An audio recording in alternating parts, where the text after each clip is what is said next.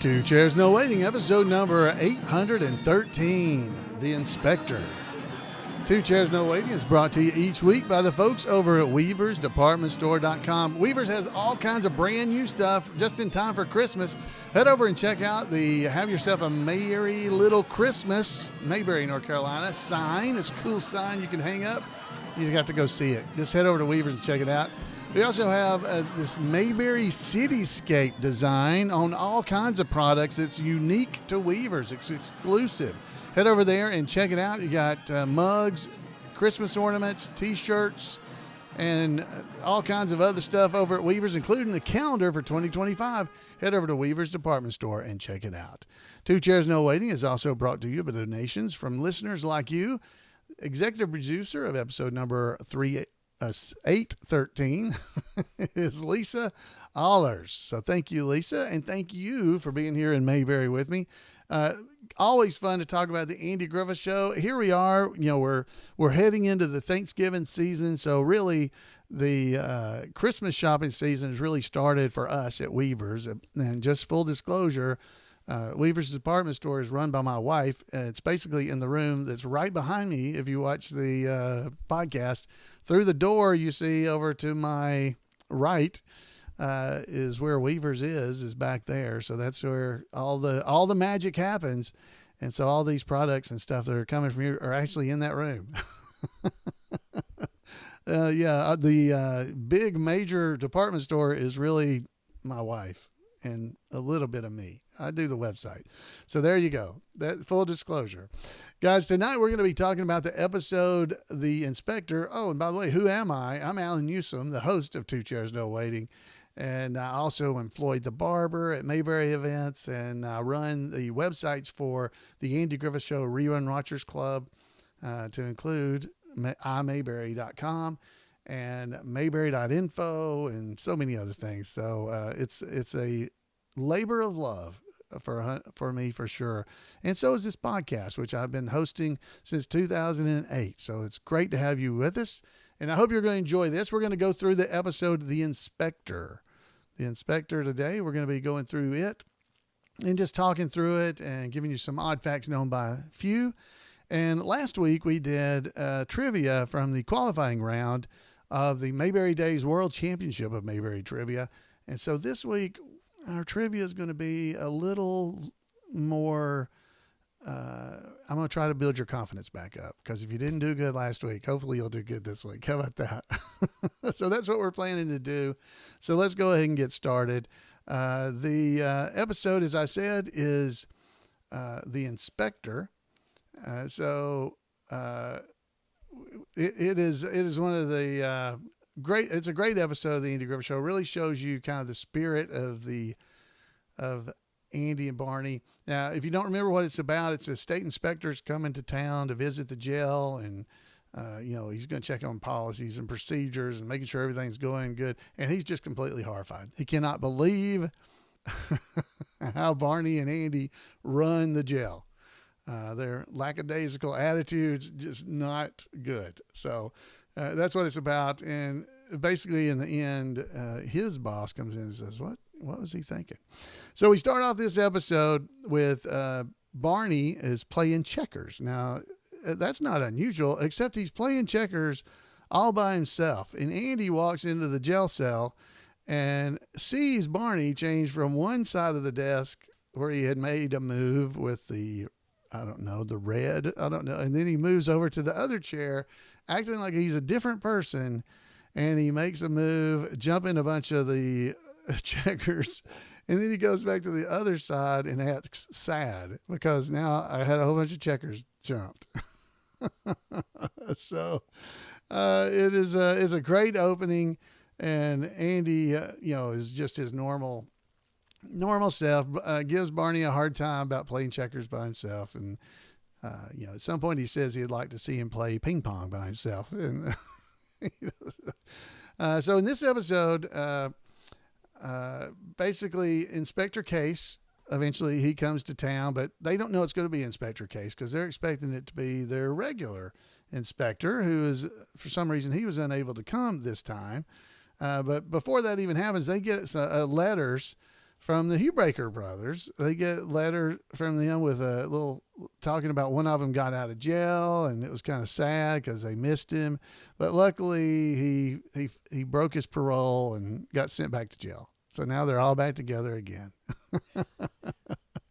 And then they open another letter and find out, oh, the inspector's coming. Well, Barney's he's all worried about it, but Andy is not worried at all. But Barney's like, we've got, the jails are empty. We've got to go out and get somebody. So he goes out and finds an inebriated Otis Campbell, and he brings him back so he can lock him up. But they find out as they're talking to Otis about why is he inebriated already? Why is he drunk? Well, it's his birthday. They find out, oh, it's his birthday tomorrow. And so they're feeling bad that, you know, he's having to celebrate his birthday in jail. So they leave him. They don't lock him up immediately, and he actually falls asleep behind the courthouse desk with his feet up on the desk and everything. And while Barney's kind of cleaning up, Mr. Case comes walking in, and Barney is holding a bouquet of flowers that he was cleaning up out of some of the jail cells, and meets Mr. Case. Well, he didn't know who he was, and anyway, it makes Barney all upset and worried again, because now he realizes this guy is not the guy we were expecting to come do the inspection. And he looks over, he's looking for the sheriff, and he says, "Are you the sheriff?" And he says, "No." And then he looks over and sees Otis sleeping over behind the courthouse desk, and he says, "That's not the sheriff, is it?" And he goes, No. He's we're doing a work release. We're trying to work and help these people. So he gets Otis and puts him in the jail, and then Andy comes walking in with the cake. Now, you've seen this picture. I see it all the time on the internet for people's birthdays, with Andy holding a birthday cake, and he comes walking in holding that birthday cake and is trying to give Otis his cake, and it's just a mess. It is a mess. Well, Mr. Case is having nothing to do with this. He is extremely frustrated that the jail is being run like it is. He can't believe this, that you've got the inmates, you know, that he's getting a cake, and it's just not being taken serious here, is what he thinks. And of course he goes in and he sees a doily in the other jail cell, and Andy comments that, you know, his Aunt B made that, and, you know, they're trying to spruce the place up and make it more friendly, more homely. Well, this guy doesn't get it, Mr. Case. He is a very by the book type person and is just completely unhappy. He wants to inspect Barney's firearm, and when he does, he realizes it's empty, and he keeps the bullet in his pocket. So Barney is told to load his bullet into his pocket, and we all know what's going to happen, right? It goes off almost immediately and hits Andy's desk, and it makes a hole in his desk, evidently. We don't ever see the hole, but we do see the smoke from the gun, and Mr. Case is just livid. So he's going to go and speak with his supervisor, because it's a terrible time. You know, he does not like this at all. Of course, that worries Barney, and Otis is upset he didn't get his birthday cake. So Barney, evidently, during the break, he tells Aunt B about this going on, and he tries to get him to bring a coat and tie for Andy. Not a coat, a hat and tie, get his uniform. And Opie brings a big bag, a shopping bag, well, grocery bag, if you remember those, a paper grocery bag is what he actually has. And he brings a coat and a tie, but it was all that he could find. So it turns out to have been a fishing hat and a polka dot tie, basically. A checkered tie. I think it's actually checkered is what he says. And so Barney comes in and sees him like that. And of course, Andy's got it on and he's wearing it. And Barney is just cannot believe this is going on. Andy is not taking this serious. And so Andy is still cleaning up the courthouse, and he walks in, and as Barney always does, he daggum locks the door of the jail cell, and they can't get out. And who is it that has to come and let them out? The inspector, Mr. Case. So he lets them out. But boy, he is still kind of livid about all this, about how just terrible this whole place is run. It's terrible. While he's complaining about that, a fella comes in, and he tells Andy about some shooting that's going on. That's Luke, I think it's Luke in this case, Luke Rayner, is shooting at people, and he tells Andy about it. So Andy, they head straight up to Luke's house, and Luke immediately starts shooting at him, and they have to take shelter behind the back of the squad car, but Luke is shooting every chance he gets at them, and Mr. Case is just going crazy, and Andy's staying calm. They're looking for emergency equipment, so Mr. Case gets Barney to open the trunk, and well, there wasn't anything in the trunk except, camping gear and stuff like that. So Luke continues to shoot at him, and Mr. Case is wanting to call in the state police, and Andy says, I'm just waiting on him to calm down. And Mr. Case goes running around to the front of the squad car, grabs the radio, and starts calling Mayberry to state police, Mayberry to state police. Andy stops him. What are you doing? He said, I want to call him in here so they can bring in the heavy equipment, the tear gas and all that. And Andy's like, just let me handle this. So Andy goes walking to the house as Luke is taking aim and shooting, and he's not hitting Andy.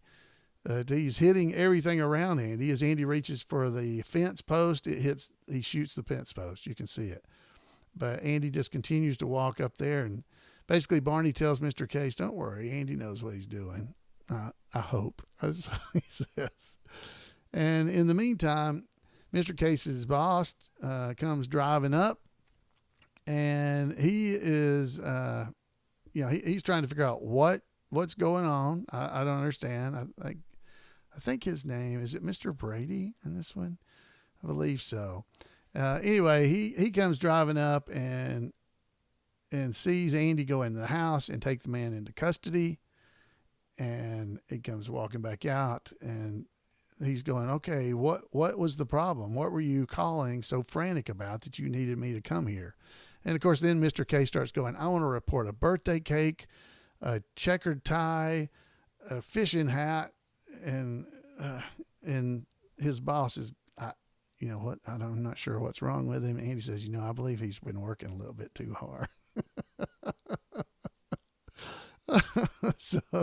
So the poor guy, Mr. Case, who is a by the book guy, he's just made to look like he doesn't know what he's doing. And it kind of ends with that, with them leaving, and that's basically it. There's not a whole lot that happens in the epilogue of this particular episode. So that is the summary of the entire episode. So there we go. So let me give you some odd facts known by few. Okay, so odd facts known by few. I didn't give us any background music this time, did I? So you guys have been having to just listen to just me. So let's do this. There we go. A little background music.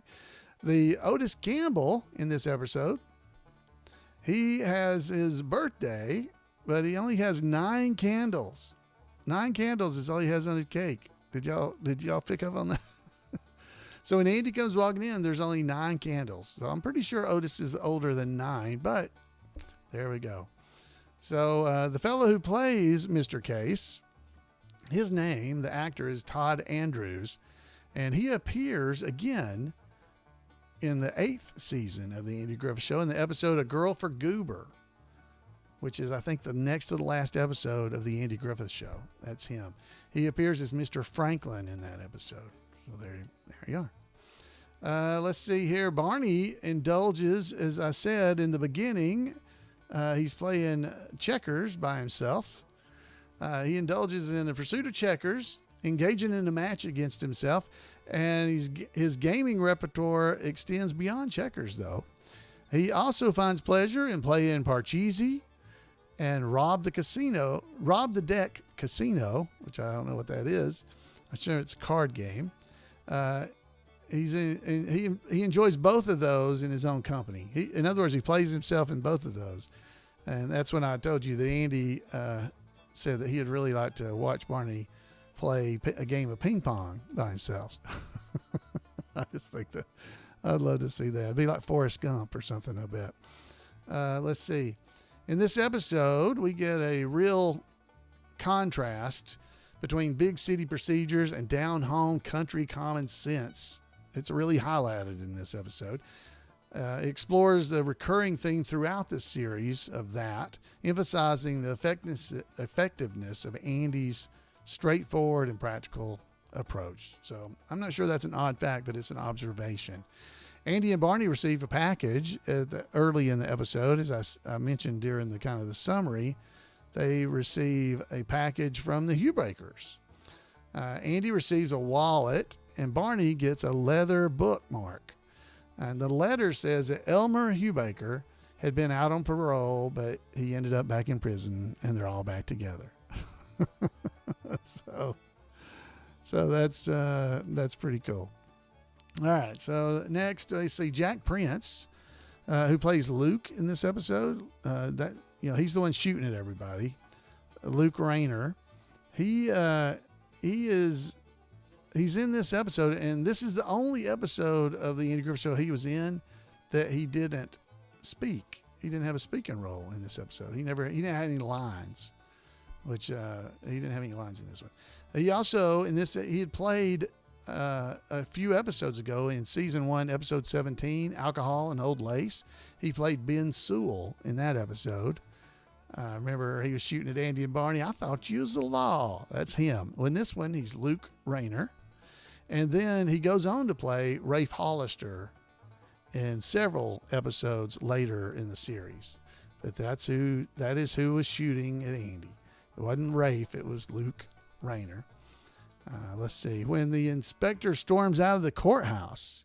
So when he gets all mad at Andy and Barney and he's going to go and report them, he goes storming out of the courthouse. And as he does, you can see across the road through the open courthouse window, you can see a sign painted there that's a business across the street.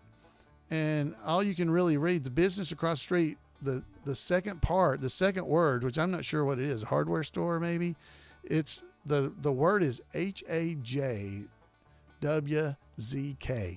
I don't have any idea how you would say that.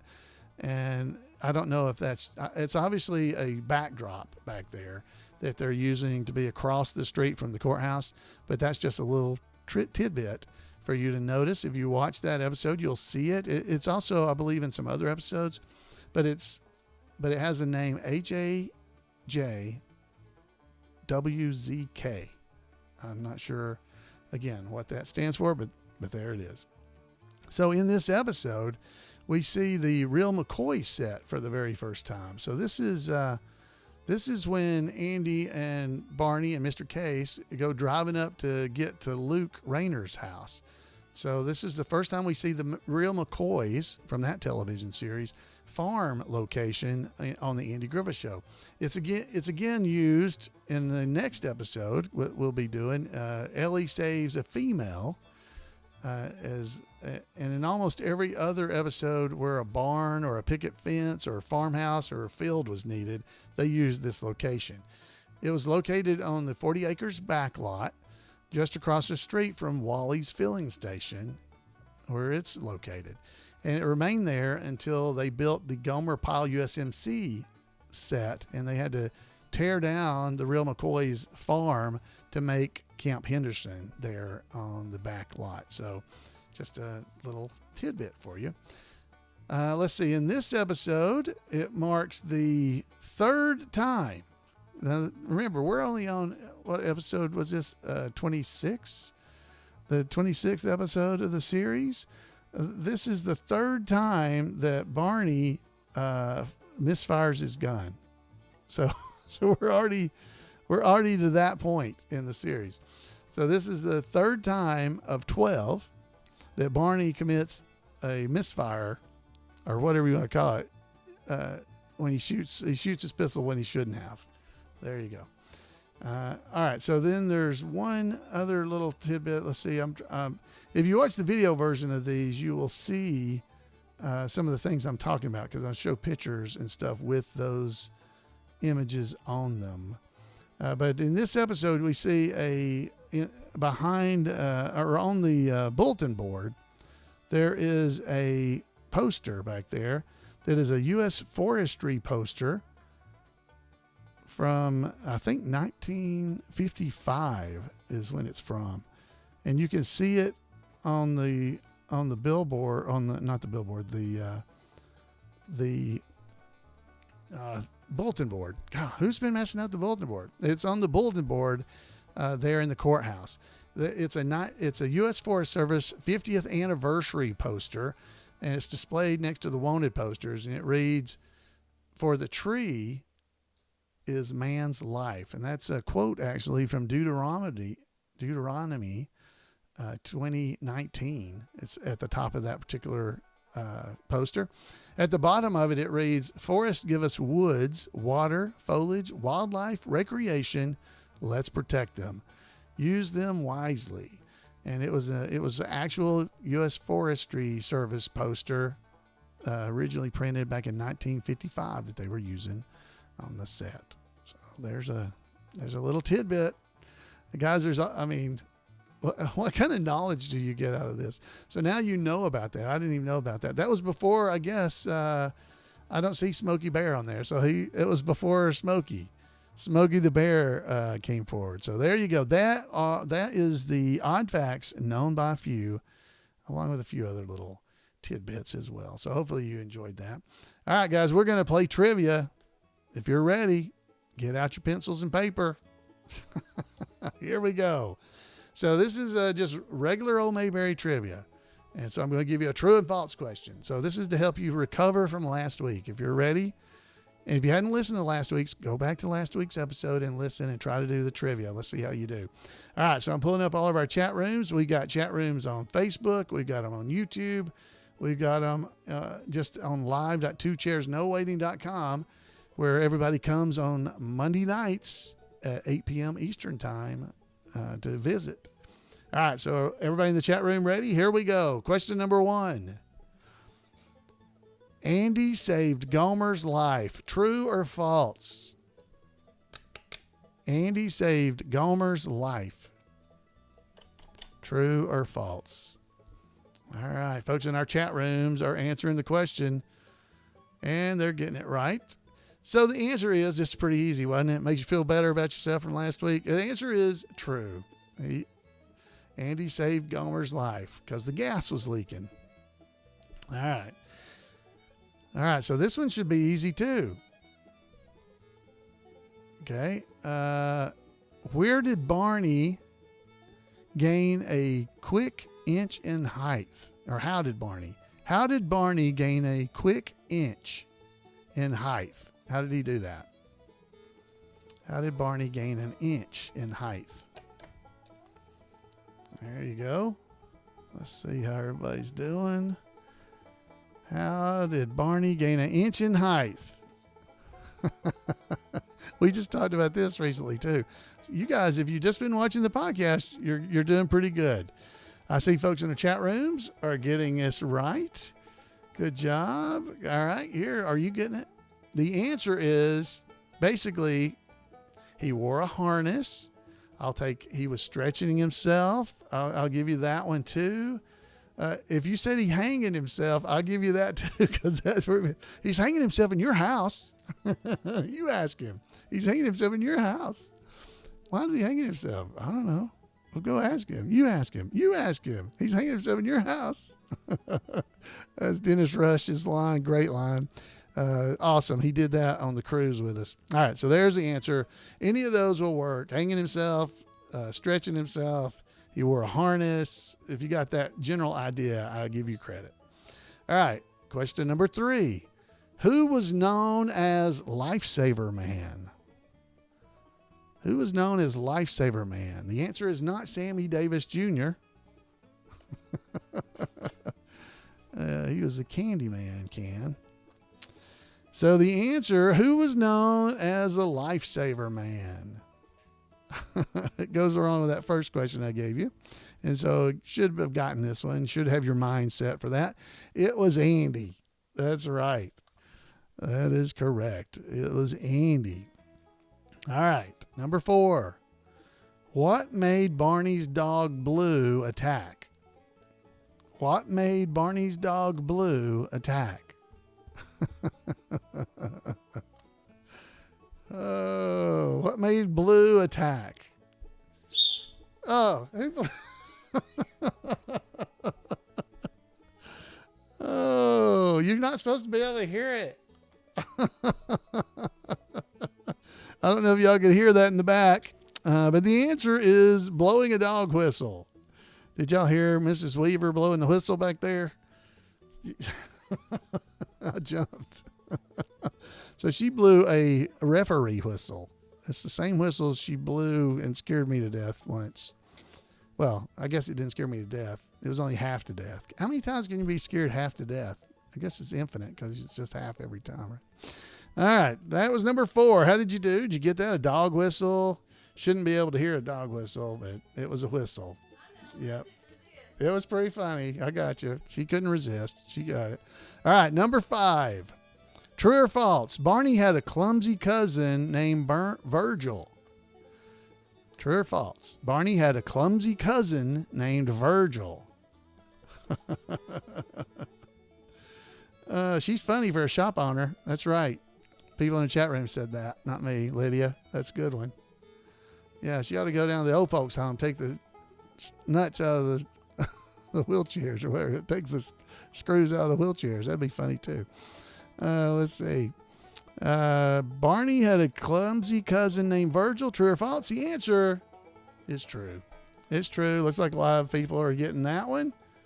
Good job. Good job. Who pretended to be Dr. Pendyke?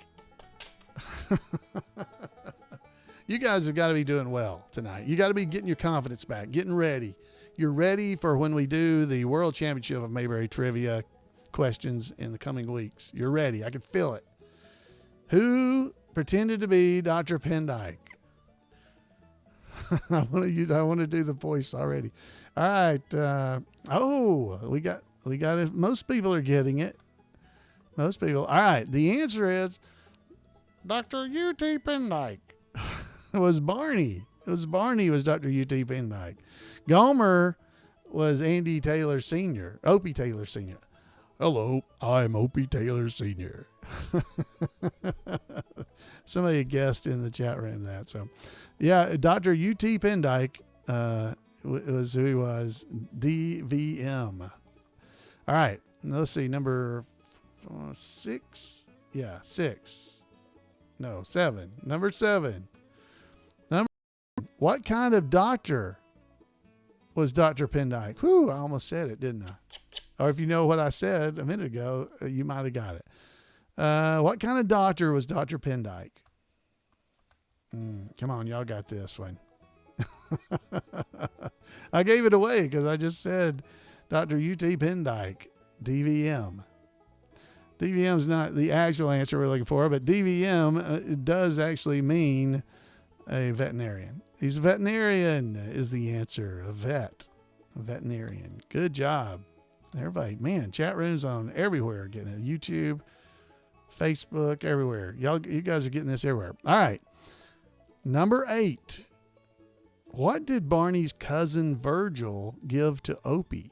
Ooh, that's a little harder. So I'm going to give you a chance to answer it. And then I got some multiple choice just to, help you along, help you fill it out. What did Barney's cousin Virgil give to Opie? All right. So if you got it, go ahead and you count it right now. You got it. But here's some multiple choices. Did he A, give him soap carvings, B, wood carvings, C, a doll, or D, a hard time? What did Barney's cousin Virgil give to Opie? Soap carvings, wood carvings, a doll, or a hard time? So somebody got it exactly right, I believe. Yeah, I see that. Yeah, so it was wood carvings. And I do believe the answer, as I said, is wood carvings. And I believe it is or was a cowboy and a dog, if I'm not mistaken. I think so it was. It looks like in the chat room, folks are agreeing that looks like I was correct. So those are wood carvings. You could almost say a doll because they were wood carvings, but when wood carvings is one of the answers, All right, so that's number 8. That's 8. Let's do 2 more just to make you even out at 10 so everybody feels good. Ready? And this is an easy one. True or false? Barney never went fishing. True or false? I'm not giving you a lot of time on that one. Barney never went fishing? The answer to that is false. Of course he went fishing. We saw him go fishing. All right, when Andy, number 10, here we go, last one. Where did Andy usually take Opie fishing? Where did Andy usually take Opie fishing? Where would you think that would be? I don't know that there's a count. I've ever seen a count of this, but I think it's right. Let's just do these other 2 too. I got 2 more. So he took Opie to Myers Lake. Myers Lake is the answer. Let's go 11. What did Opie first wish for from the Count Isfantelecki? What did Opie first wish for from Count Isfantelecki? This is a little harder, but trying to get you settled down. I think you can get it, though, and you'll know it once I say it. The answer is Opie wished for a jackknife. He wished for a jackknife. And our final question, what did Opie not wish for from the Count? Well, that's a lot of stuff. I'm going to give you multiple choice. What did Barney not wish for from the Count? Did he not wish for A B in arithmetic, B, a jackknife, C, Helen as a 6th grade teacher, or D, Andy and Helen to get married? What did he not wish for? It's not wish for. He didn't wish for, did he not wish for a B in arithmetic? Did he not wish for a jackknife? Did he not wish for Andy and Helen to get married? Or did he not wish for Helen to be his teacher in the 6th grade? The answer is he did not wish for Andy and Helen to get married, because he wished for all those other things. All right, so there you go, guys. How did you do? That was a 12-question night, but I feel good for you. I feel like we have some folks who did well on these trivia questions, and your confidence is restored after last week getting 1 question. Okay, that was me that got only 1 question correct. But maybe you got more than that. Folks in the chat room are reporting getting all 12 questions, and I see that. Let's see if over on YouTube it's a similar situation. 11 of 12, 12. Yep. If you got 10 or 11, you're doing really good. You're doing really good. So there you go. Your confidence is back. You're ready for next week, when we'll probably start throwing back in some of the trivia questions from the championship rounds of Mayberry Days trivia. They're not super hard, because it's when we do that trivia, you actually have to buzz in, so we can make the questions a little easier, and because you still got to be able to buzz in to do it right. But they're not gimmies. All right. So good job. I'm glad you guys all enjoyed that. It's always fun to play trivia, especially when you know the answers. That really helps. It makes you feel better. Makes you feel a lot better. Well, folks, I want to thank you for being here. I hope you enjoyed spending time talking about our favorite show for a while. I would love to hear from you. You can give me a call at 888-684-8415. You can email me at floyd@imayberry.com, or drop by over at twochairsnowaiting.com. And there's lots of ways you can get in touch with me from there. I'd love to hear from you. I know all of our folks here would love to hear from you as well.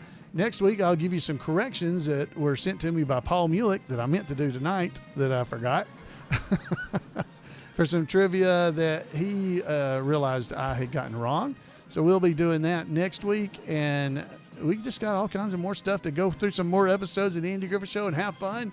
So until then, everybody have a great week, and we'll see you here on Two Chairs. Good night, everybody.